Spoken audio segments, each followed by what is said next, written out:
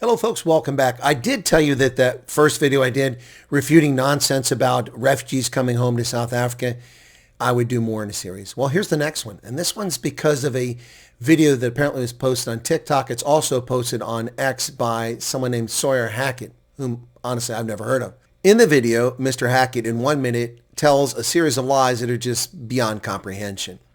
He said the only people let in are now fleeing America because of Donald Trump.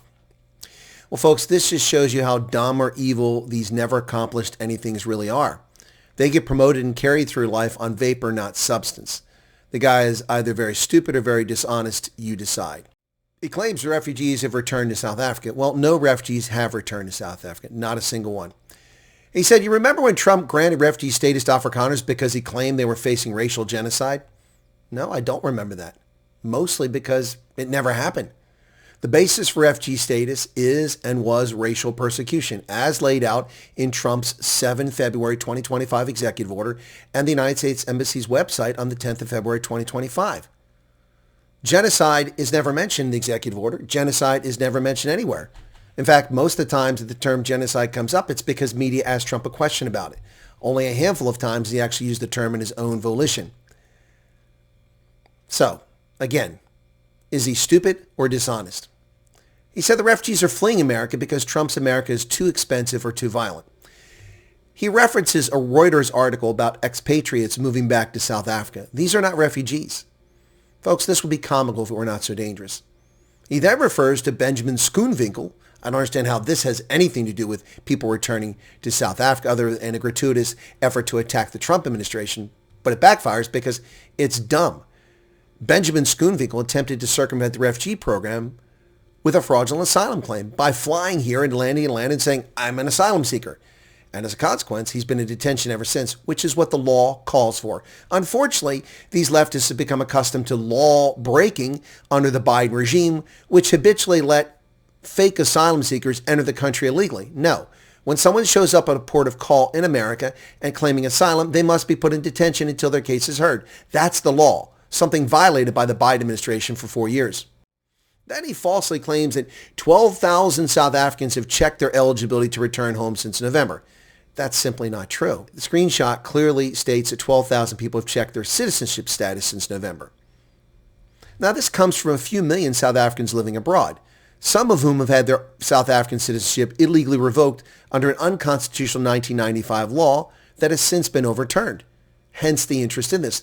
The portal was only put up recently, and that's why people are checking their status. Do they have their citizenship restored to them?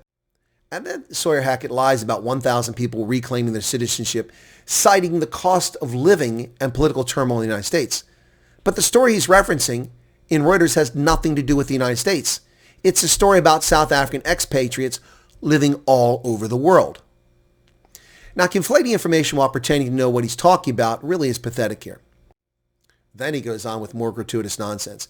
After Trump and Stephen Miller spent months building this political narrative about saving Afrikaners from white genocide, these same people are fleeing America to get away from the problems created by Trump. Problems created by Trump. First off, none of them are fleeing. Second, there was no narrative about white genocide. That's a media fabrication, one that people like you keep spreading. Trump gave refugee status to South Africans of Afrikaner ethnicity and racial minorities suffering from unjust racial persecution. To date, that has included white South Africans, Afrikaners and English speakers, colored South Africans, Indian South Africans, even a few black South Africans. You don't have to believe me. Watch my program on YouTube and see the interviews with these people from these different ethnic groups who've come over here as a part of this program as a consequence of being persecuted for their race in South Africa. So no one's getting away from Trump's America or problems created by Trump. The only problems created by Trump are the chest pains that Sawyer Hackett has.